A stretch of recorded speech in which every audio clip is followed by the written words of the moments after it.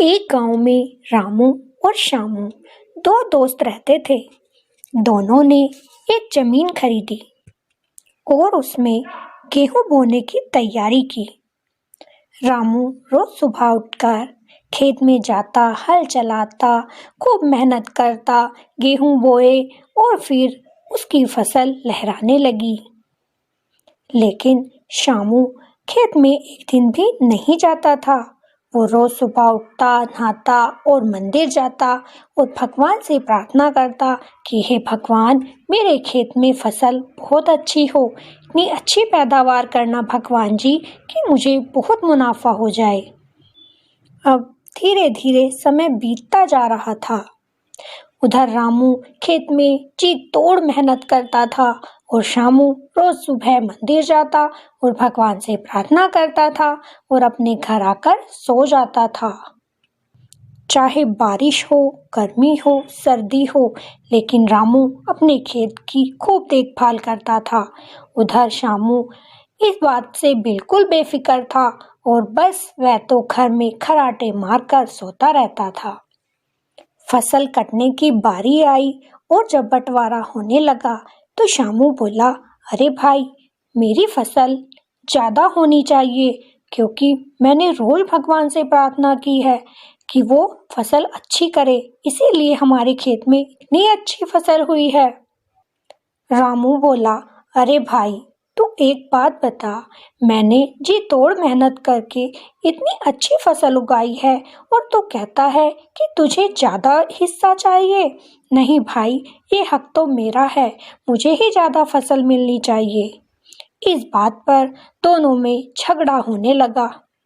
झगड़ा इतना ज़्यादा बढ़ गया कि वह पंचायत तक पहुंच गया। अब पंचायत के सामने जब दोनों की बात रखी गई तो पंचायत वालों को भी कुछ समझ नहीं आया कि वो क्या करें। बहुत सोच विचार करने के बाद सरपंच ने रामू और श्यामू दोनों को एक एक चावल की बोरी दी और कहा कि सुबह तक इसमें से जो चावल हैं और कंकड़ हैं वो अलग अलग होने चाहिए। जो मुझे सबसे पहले कंकड़ और चावल अलग करके ला देगा, मैं उसी को ज़्यादा फसल दूंगा। रामू और श्यामू दोनों चावल का बोरा उठाते हैं और अपने घर की ओर चले जाते हैं। रामू ने पूरी रात जागकर एक एक चावल को साफ किया, सारे कंकड़ पत्थर अलग कर डाले और चावल बिल्कुल साफ कर दिए। लेकिन श्यामू का तो जैसा काम था वैसा ही किया। उसने वो बोरा ले जाकर मंदिर में पटक दिया और बोला, हे भगवान जी, मेरे ये चावल हैं, इन्हें आप साफ करा देना। इसके कंकड़ पत्थर बिल्कुल साफ होने चाहिए। मैं सुबह आकर ये बोरा ले जाऊंगा और जाकर अपने मकान में आराम से सो गया। श्यामू को पूरा विश्वास था कि भगवान जी उसके चावल बिल्कुल साफ कर देंगे। अब सुबह हुई, रामू अपने चावल लेकर सरपंच के पास आया। उधर श्यामू ने भी मंदिर से बोरा उठाया और वह भी सरपंच के पास आ गया। सरपंच ने पूछा कि ये कितने चावल हैं? तो रामू ने सारी रात बैठकर मेहनत की थी तो उसने बता दिया कि ये इतने चावल हैं और कंकड़ पत्थर भी अलग दिखा दिए।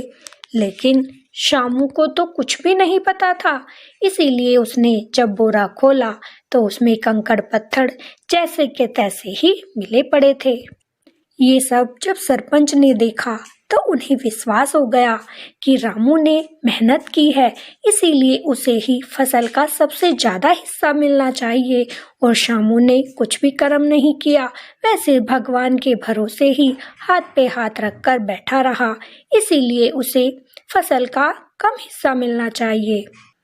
इसीलिए कहा गया है कि भगवान भी उन्हीं लोगों की मदद करते हैं जो मेहनत करते हैं, अपने कर्म पर विश्वास रखते हैं। ये नहीं कि जाओ भगवान के आगे हाथ जोड़ो और सब कुछ भगवान पे छोड़ दो। हमें अपना कर्म करना होता है, तभी भगवान हमारी मदद करते हैं। आपको ये कहानी अगर अच्छी लगी हो तो एक लाइक और कमेंट जरूर कीजिएगा। फिर मिलेंगे। राधे राधे, जय श्री कृष्णा।